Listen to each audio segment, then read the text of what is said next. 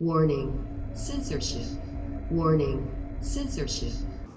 Oh, I'd love to be able to get in the chair that's over there and let you know and give you a hug how much I care about just. I know, Mom, we do too. Here, but I can't hug you. The only thing I can do is see your face, your bodies, and you're here. I know.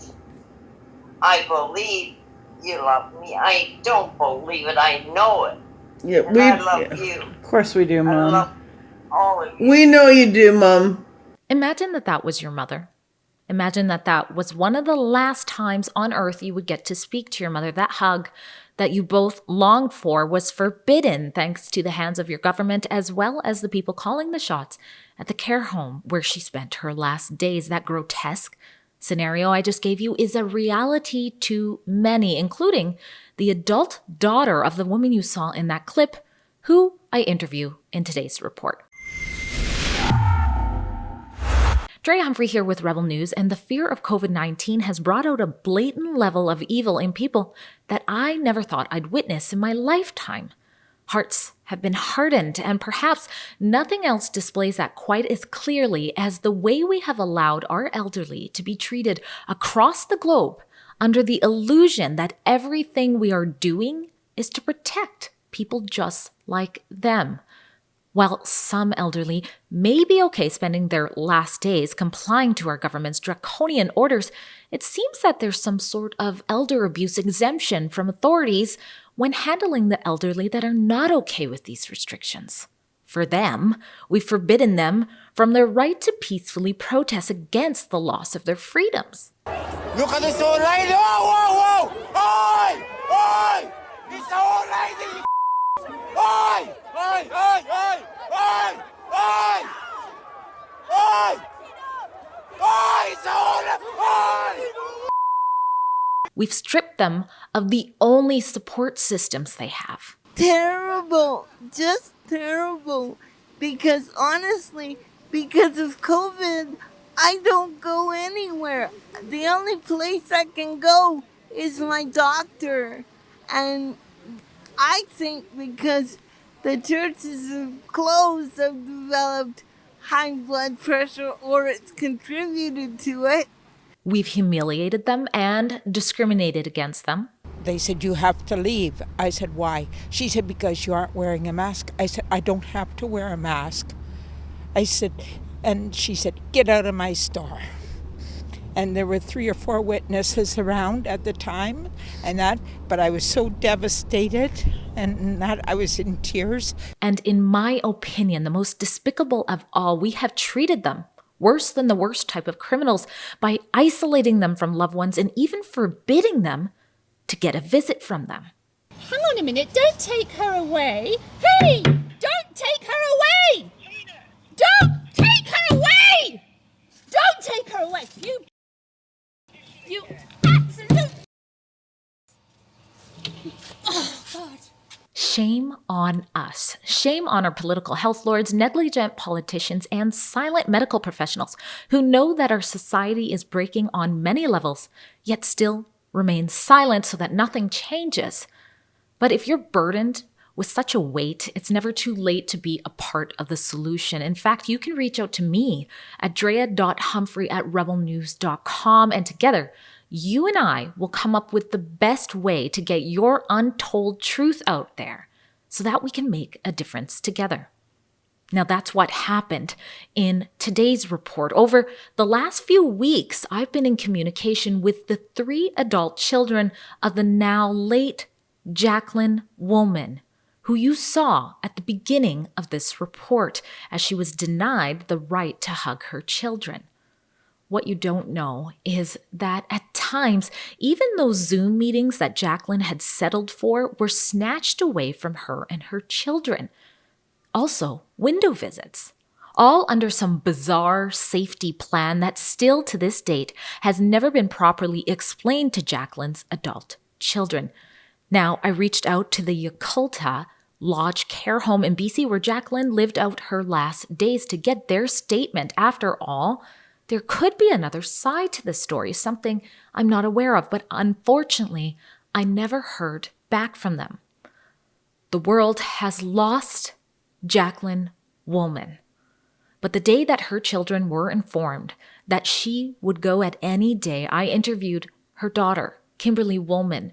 She wanted to share with you guys the complete nightmare it's been that they've claimed to have about being able to advocate for their mom and keep in touch with her, especially after the government's mandated new normal. Take a look.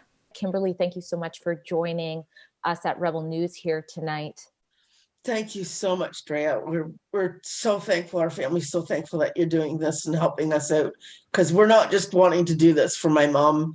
We're also wanting to do this for all the thousands and millions of people around the world that are going through this nightmare. It's not just us, it's everybody. So tell us a little bit about where your mom is right now and what it's been like during the beginning of the pandemic, what it's been like to maintain a relationship with her.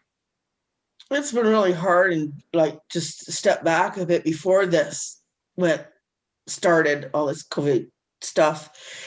Whenever we advocated for her, we were penalized, or she was penalized, even to the point where they've said that because she has dementia. Mm-hmm. So her short-term memory is not very good. Her long-term memory is not so bad, but they would say, oh no, it's just selective memory. And so if she forgot about something or they changed something on her, they would penalize her for that. So we would be advocating for her, and they don't like it when we advocated. So it was always disrespectful behavior that we got whenever we tried to advocate for my mom, because she can't. So yeah. It's been crazy. And then now that this COVID crap started, it's just, they've just picked it up that much more, because they were ticked with us to the first place because we advocated for her. Now it was like, oh, well, now we have an excuse to keep you out. This started April 24th, was the first huge blowout. I was trying to take her some goodies to the nursing home. Didn't realize, because I thought we were going to be able to go back in.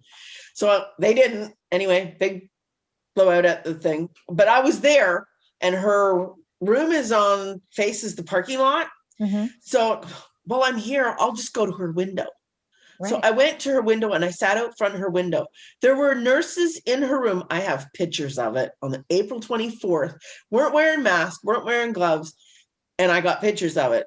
Mm-hmm. I spent there for maybe 20 minutes or so. And while I'm there, there's nurses going in and out and in and out and in and out. And I can't go in and see my mom, but you can go in. So on my way to my car, I made a comment to this nurse that was going in. And remember, this is the time where everybody's clapping for them. Yay, mm-hmm. Yay, yay. Yeah. So I said to them, I says, it must be nice that you can go in and out, but I can't. Must be nice. She said to me, oh, well, I'm putting my children at risk. I says, yeah, it really looks like you're putting your children at risk. She went into the nursing home because they thought I had left, came back out, took pictures of my license plate on my car, which is my mom's car.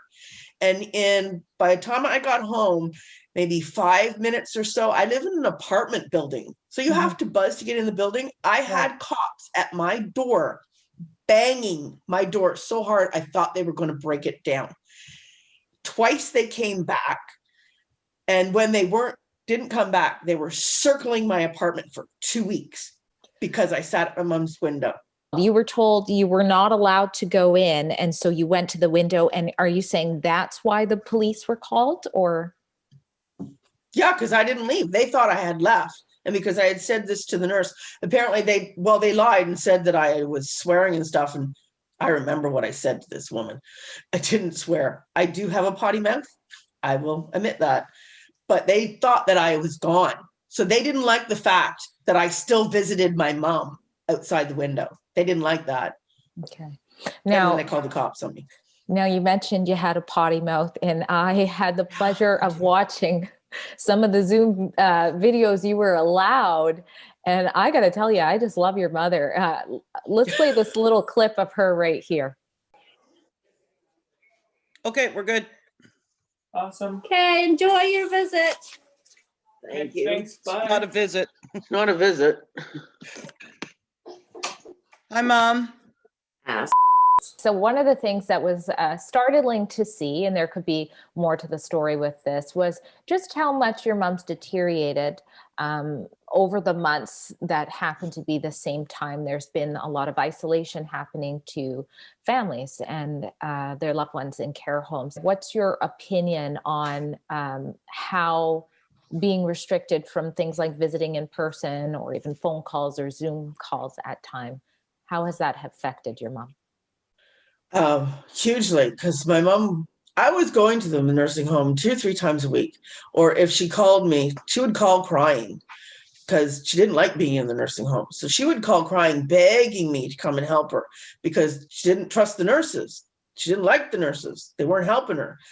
She wanted something and they wouldn't help her. So she'd call me. So I would go over and try to calm her down and everything else.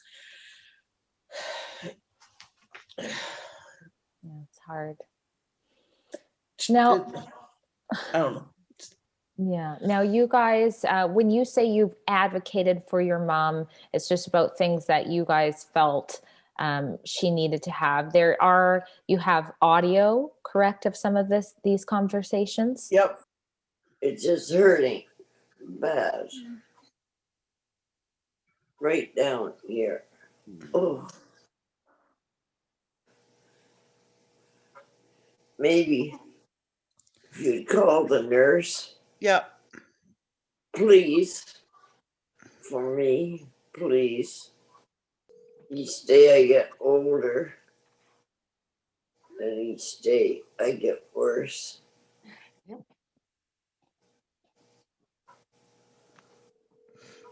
I wish I could have you around. Hi, me. can we get someone into Jacqueline Woolman's room, please? She's having some chest pain right now. Oh, okay, sure. 1 second. Okay, if someone could check on her, that'd be great. Yeah, sure. We'll go check on her. Please. Okay, thanks. Okay, thanks.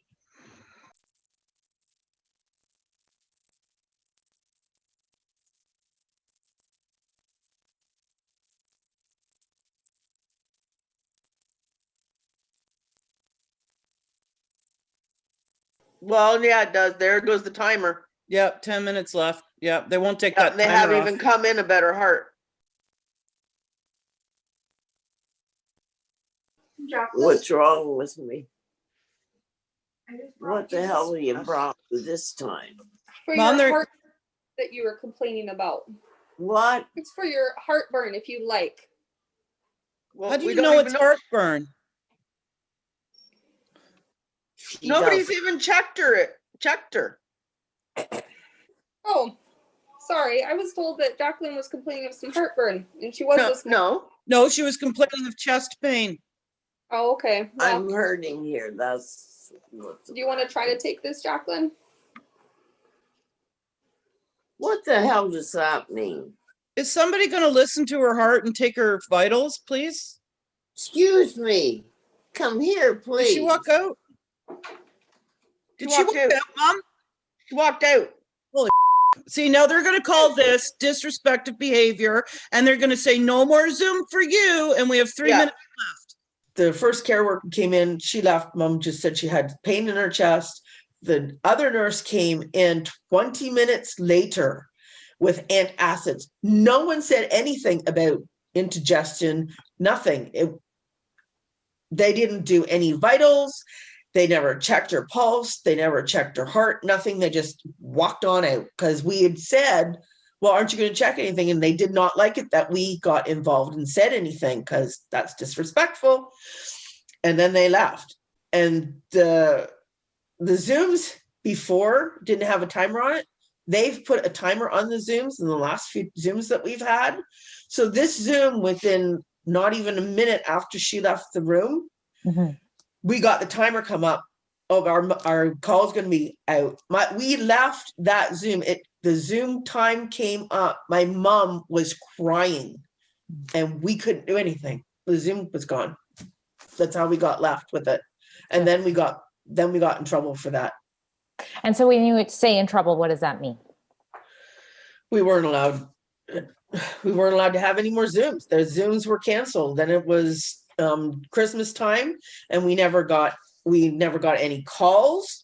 We weren't allowed to call her. We weren't allowed to Zoom. We had 2 Zooms set up for around the Christmas time area that weekend. So, and they were all canceled. They're gone. Nope, can't do the Zoom anymore because we tried to advocate for her for that day. We couldn't. And my brother had called and said that, well, we'd like to talk to my mom on Christmas, right?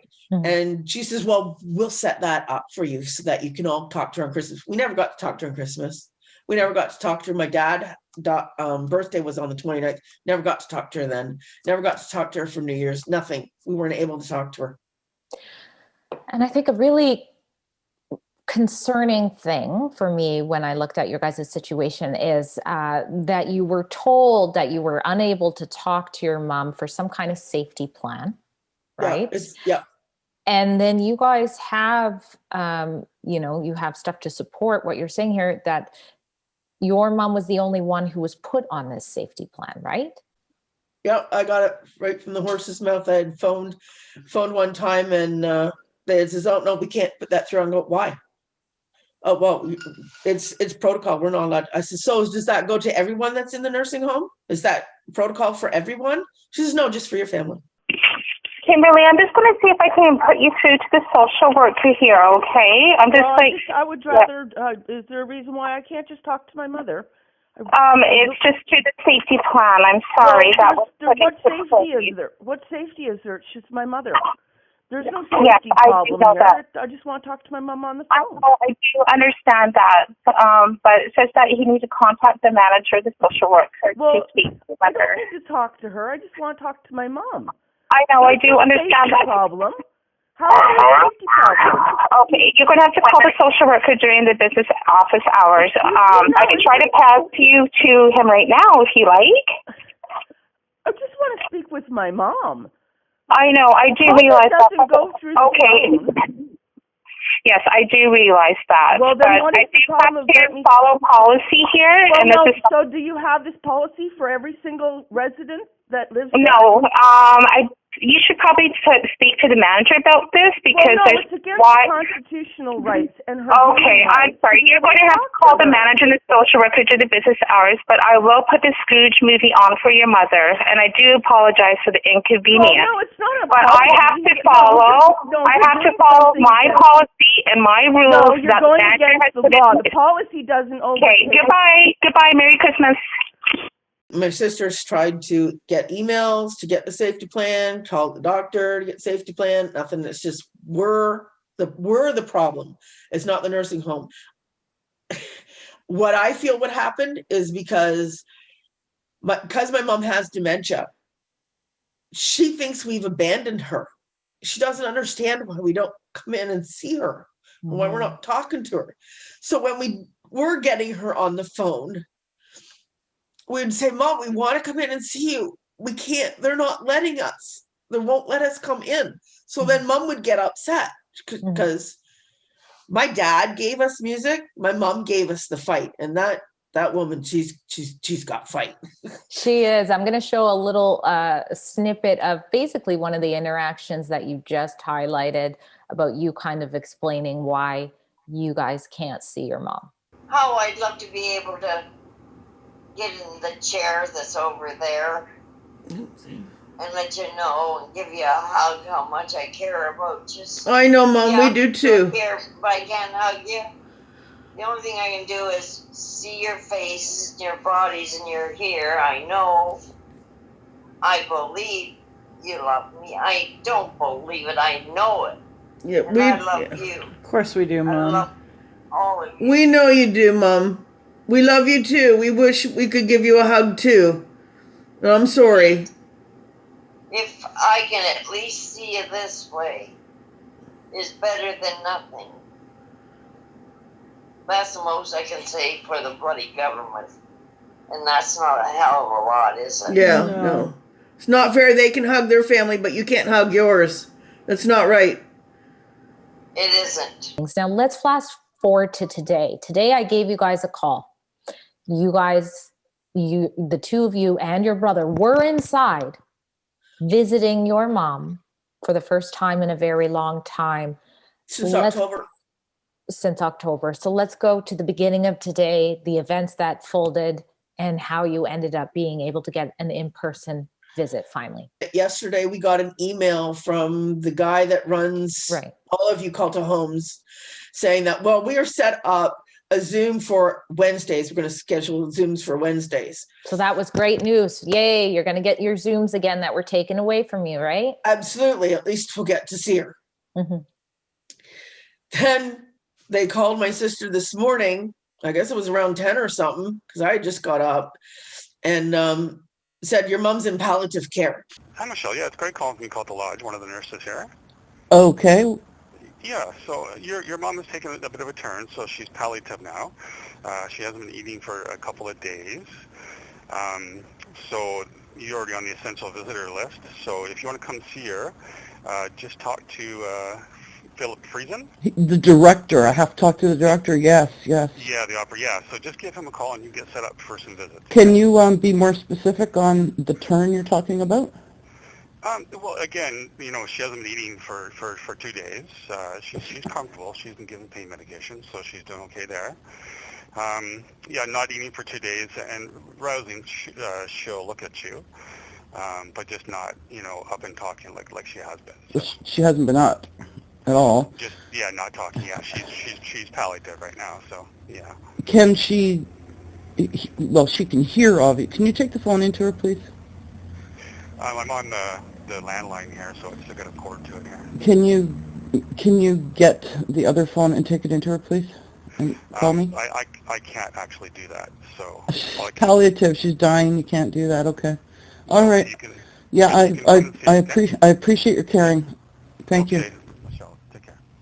What I did is I got on the computer and I put out posts all over mainstream media, all over the not mainstream media, all over Facebook, Gab, everywhere. My sister put out a whole pile of posts too, because we didn't think we were going to see her. Yeah. And then she called this director, and so they arranged it so that we could actually go in. But there were rules about going in. You have to wear a muzzle. I've only worn a muzzle twice. Both of them are to see my mom. I ain't wearing them. And that we will not get a temperature because they want to take our temperature. We have to fill in these questionnaires, which the questionnaires, by the way, boy, oh boy, have they ever made that a whole lot longer. So we were actually able to go in, but we were really nervous because we thought, well, maybe we were getting set up, that they're going to call the cops, because we had got an email before the other one. If we get on the property, they're going to call the cops on us. And I already know they called the cops on us because they called them on me. So we actually did get in. We went to her room. We have to say we were ushered by a security guard. We're always ushered by a security guard. We are so much of a threat that we have to have security with us. This man, though, was a sweetheart. He was so nice. He understood what we were going through. He was not a problem. And we got in to see our mom. Well, just from looking at it from an outsider in, possibly they were saying that the threat has to do with the resistance of maybe, not wanting your temperature taken or something like that. But that doesn't explain why the Zooms and the phone calls were ended, because you can't transfer COVID that way. And the threats of the police, just so I'm clear in this email, they were aware that your mom is in palliative care, meaning the end of her life is near, and they were threatening you with police if you showed up, correct? Yeah, absolutely. Because we had tried to make an appointment last Monday to get in. Michelle, we're just coming. We're coming on Monday. Set it up. We're coming. And that's when we got the threat that, well, we're going twice. She said they're going to call the RCMP on us. So we didn't know that if it was going to get in today or not. Well, I'm glad you got to spend some time with your mom. What have they said is going to happen from here? Well, just going in and seeing my mom, there was problems when we went in to see my mom. My mom has not eaten in 2 days, at least, if not more. They won't even give her water. They won't even give her a swab. They came into the room because we called them because says, well, why isn't she getting anything to drink? Can you explain to us why she hasn't got any hydration at all? No IV or anything going? We don't do IVs in long-term care. We'll find out, please. How is she hydrating though? That's our question. Is she I don't see any water. Is she getting water? She gets offered fluids and she gets to choose whenever she wants to drink. But she can't choose. Hold on, wait, please. She can't choose. This is what we get. She can't choose. Okay. How do they do that to people, Sheldon? How? I don't. How do they do this? How do they do this? I don't know, girl. I don't know why people are so. How do they do this? That she can't ask for it. She can't verbalize it because she was on fentanyl before, but now they've boosted it right up. So she can't ask for help. So you can't even come in and swap. And because they have these little, like they're like lollipops. They've got a little sponge on the end of it. You can put it in water and you can put it on her lips. When she was in the hospital, I used to do it for her because she wanted to drink, but she wasn't allowed to. They won't even do that for her. They're starving her and stopping her from drinking water. So when we had asked for why hasn't she had any water, they walked out. So I can't remember if it was my sister or my brother. We asked the security guard if they could get these little swabs with the little thingamadies on the end of it, sponges on the end of it. Yeah. He was the one that went and got them, not the nurse. Wow. He went and got them. And was brought your them mom back. receptive to that at all, or? Yes. When we got there, she hardly moved. Once we started giving her water, she started perking right up. We've got video of it. We've got video of the whole call because we didn't know what they were going to do. What is this water she's had in 2 days? I would assume that. Well, they just admitted it. Here, Mom, try another one. There you go, Mom. Good job. Good job. Can you ask for water? No one can give it to her. This isn't care, this is torture. Someone needs to get on the phone with the Bruin. We actually got her. She said a few things to us. She knew we were there. Sorry. No. She was asking for my dad. Not just that. These people took the picture. This is a picture of my grandpa. This is what they did to it. Oh. This is almost 60 years old. They took it out off of her because I have pictures. I put up a whole bunch of pictures on her wall so she could at least see everybody. They took this picture out of this frame. It's not broken. Why? It's all. Because it's punitive. Anytime we've advocated for her, they punish her. They bent this picture. Not just that. My mom had a picture of my dad. They took the picture of my dad. He's been dead. I don't even know how long he's been dead. At least 8 years. They took the picture of my dad off of the dresser and put it in a drawer so she couldn't see her husband. And they were married for 52 years. Who does this? Who does this? Well, I'm so sorry. I'm sorry for this hard time that you guys are going through. Oh, did you have something? I'd just like to add one other thing because I think this is really, really important. Mm-hmm. They used to have insane asylums. They were locked. They were locked for a reason because we couldn't see what was going on. The day that they locked these nursing homes down, I knew there was a problem. They don't want us in there because then we can't advocate and we can't hold them accountable. They have at least 150 staff going in and out every single day, going from room to room to room to room. That's okay. But a family that just wants to go in and see their loved one can't. Those doors are locked for a reason. It's so that they can do whatever they want. They are killing our elderly. and they don't care. And this is not just the elderly.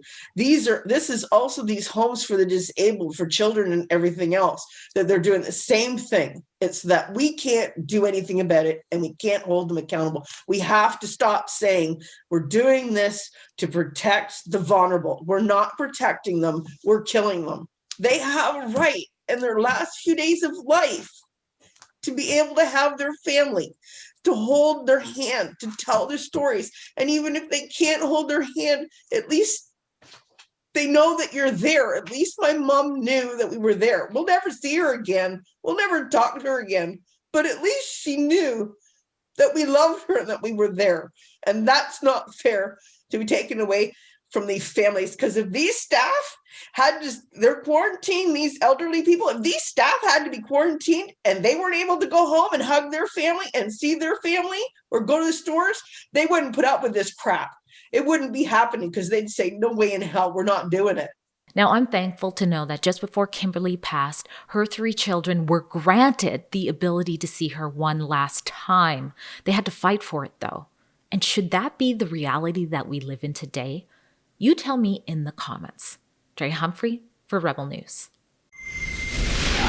Here at Rebel News, we tell you the other side of the story, but that doesn't come without a target on our back, especially when it comes to matters of censorship. What I suggest you do, if you like this report and you want to keep in touch with us, is head to rebelnewsplus.com. There you can subscribe to our exclusive content and have access to everything that we do. And by the way, everything that you do there, if you purchase a membership, goes to actually funding the work that we do here, and we appreciate your support.